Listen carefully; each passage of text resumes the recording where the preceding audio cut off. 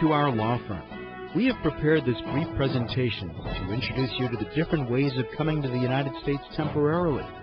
This presentation will serve as a roadmap of what you can expect throughout the process.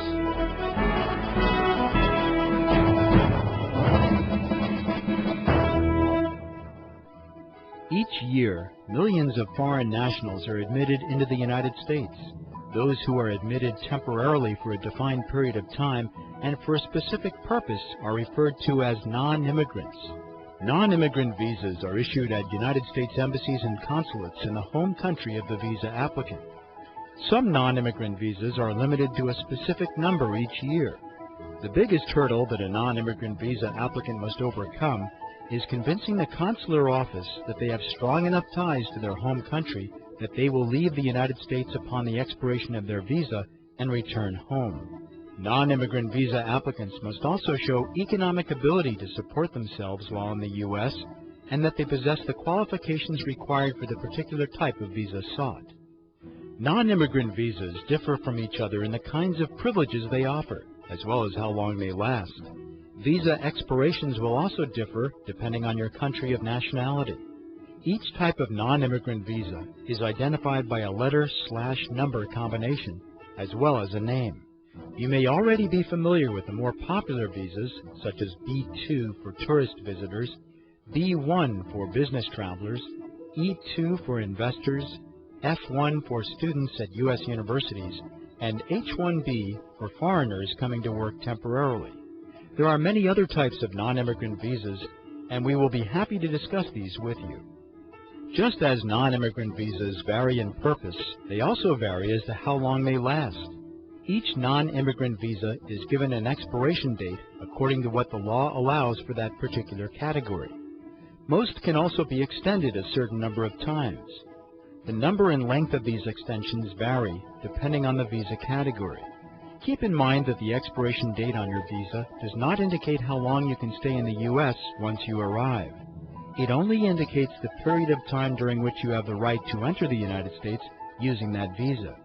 How long you can stay is determined by the date on your I-94 card. If your visa expires, you will need a new one before you seek re-entry to the U.S. When you enter the United States, you will be given a small white card called an I-94 card.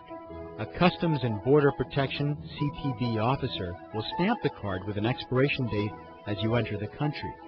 That is the date by which you must leave, even if you still have a valid visa stamped in your passport when that date arrives.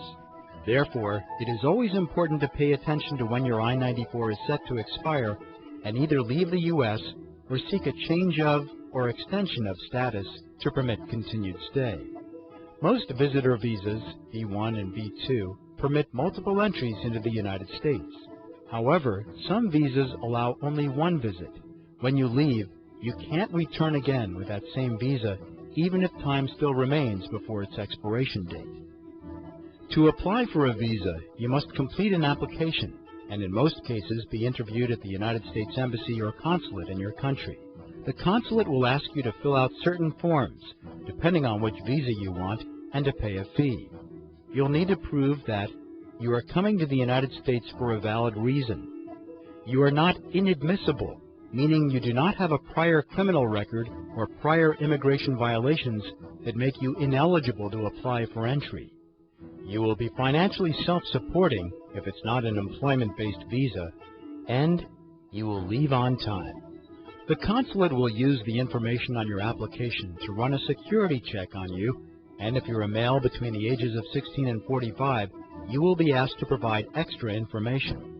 A simple visa case may be processed in as little as 1 day to 1 week.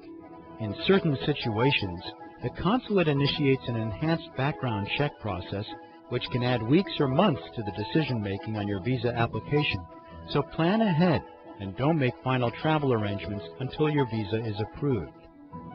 Once in the United States, you may want to change the purpose of your stay. You can change your non-immigrant status by submitting a change of status application with the USCIS.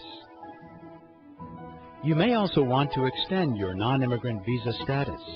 To extend a stay beyond the date on your I-94 card, you must make this request prior to the expiration date on the I-94 card. In rare circumstances, the USCIS will accept an extension of stay request after the I-94 expiration date. This will only be granted if the person requesting an extension can show that the delay was due to extraordinary circumstances beyond their control, that the length of delay was reasonable, that they have not violated any of the conditions of their visa, such as working illegally, that they are still non-immigrants, and that they are not the subject of deportation or removal proceedings. Given the difficulty in supporting a late filing, it should only be done as a last resort. We hope you have found this presentation valuable. As a client of our law firm, we will ensure that your visa application is carefully prepared and submitted in compliance with all U.S. immigration rules and regulations.